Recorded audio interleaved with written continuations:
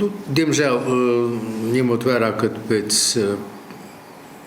5 mēnešiem ir vēlēšanas, turpinās Ventspils un ventspilnieku apmelošanas kampaņa dažādos preses un televīzijas izdevumos. Kā piemēru es minēšu telekanāls TV3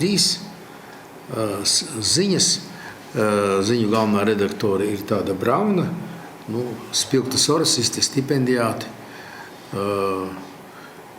politikas aktīva dalībniece kopā ar savām partnerēm Viņķele, Čigāne, Ēlerte. Šī blice, viņa pārstāv šo politisko spēku.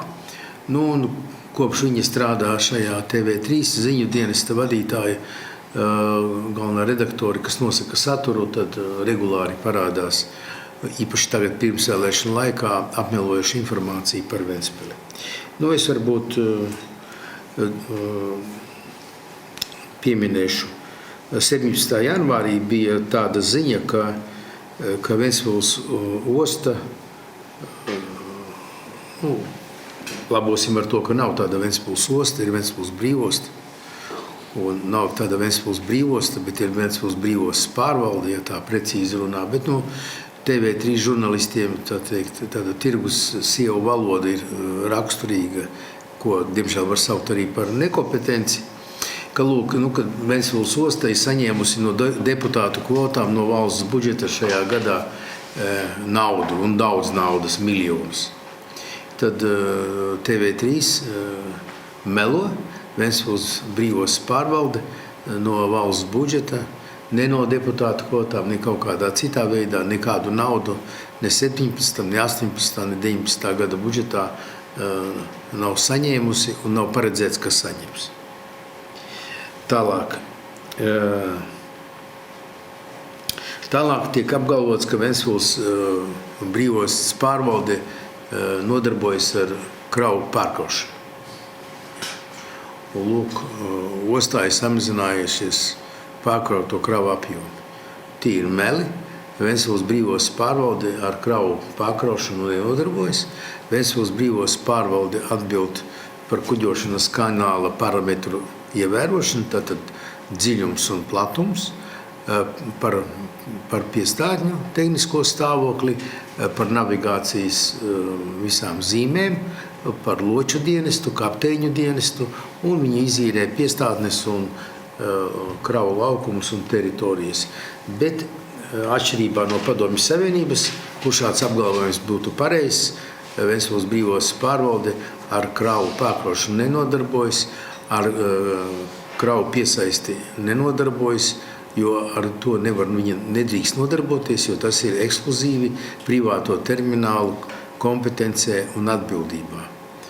Un brīvostas pārvalde nevar pateikt kādam terminālam, ka jums ir klients, pārkraujot viņa kravu par tādu un tādu tarifu, uz tādiem un tādiem noteikumiem. Tas nav iespējams. Tā kā TV3 vajadzētu paņemt rokā likumu par ostām, likumu par Ventspils brīvostu, Ventspils brīvostas nolikumu izlasīt un pēc tam rakstīt ziņas. Tālāk tur ir apgalvots, ka Ventspils ostā kravu apgrozījums samazinājies pagājušā gadā par 20%. Tātad ostā kravu apgrozījums nav samazinājies, bet Ventspils ostu terminālos kopā, kuri visi ir privāti, tur kravu apgrozījums samazinājusies par 16%.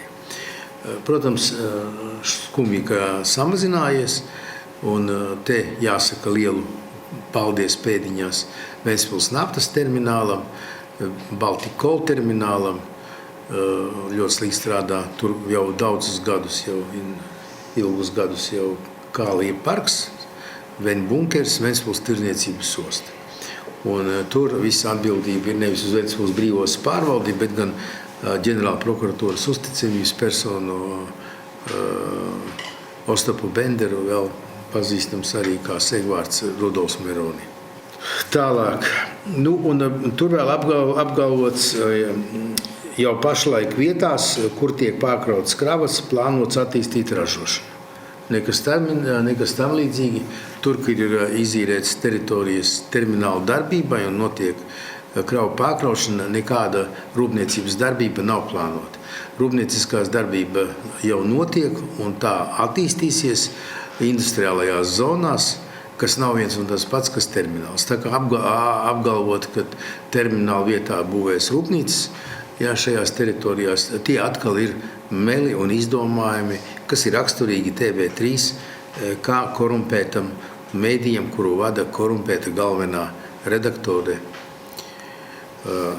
Tāds īs komentārs, bet, protams, skaidrs, ka šāda veida apmelojumi pa Ventspili un meli pa Ventspili, viņi arī turpināsies. Tiek apgalvots TVNet, ka Ventspilī ir augstākais bezdarba līmenis Latvijā un ka tas ir augstāks nekā Rēzeknē un Daugavpilī, kas ir Latgales pilsētas. Un, protams, jebkuram veidojas šausmas, ak Dievs, kā tā Ventspils ir pagrimusi. Te ir tātad pēdējās ziņas par situāciju bezdarba jomā. Kā redzat, vidēji Latvijā bezdarbs ir 8,5%, un tas ir tik zems tikai pateicoties Rīgas šim te 5%. Kā redzat, Ventspils ir 6,6% un ir krietni zem Latvijas vidējā. Nerunāsim par Daugavpili vai Rēzekni vai Liepāju, vai Jēkabpili, kuriem ir bezdarba līmenis daudz augstāks.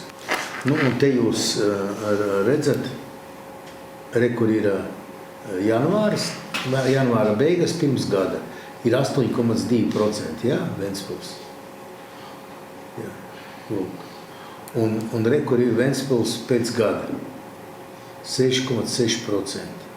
Tad, pirms gada šajā laikā bezdarbs Ventspilī bija 8,2%, tad tagad tas ir 6,6%, savukārt Latvijā ir 8,5%. Jeb šis te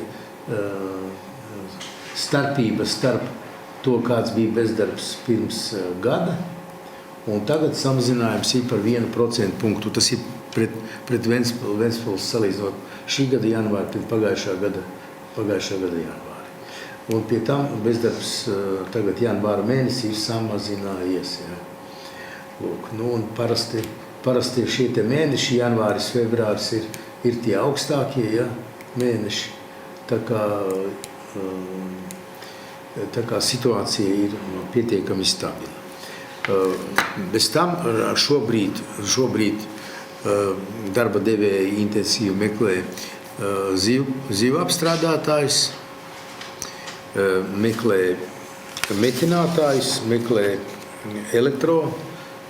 elektronikas speciālistus, tāpat arī meklē vēl citu profesiju pārstāvis. Ja jūs pajautāsiet darba devējiem Ventspils, tad viņiem ir grūtības atrast nodarbinātos, kas atbilstu pēc savas kvalifikācijas viņu vajadzībām. Tā kā tie ir meli par bezdarba, un jūs te grafikā ļoti skaidri redzat, aina ir redzama no 2014. gada. Un kā redzat, tā starpība starp Latvijas bezdarbu un Ventspils, viņa aizvien paplašinās. Tas norāda uz situācijas aizvien lielāku uzlabošanos. Pie tam tas ņemot vērā, ka ostu termināli, ko pārvalda Latvijas Republikas ģenerāla prokuratūra, darbs ir krietni sliktāks, un to, protams, cilvēki tiek atlaisti.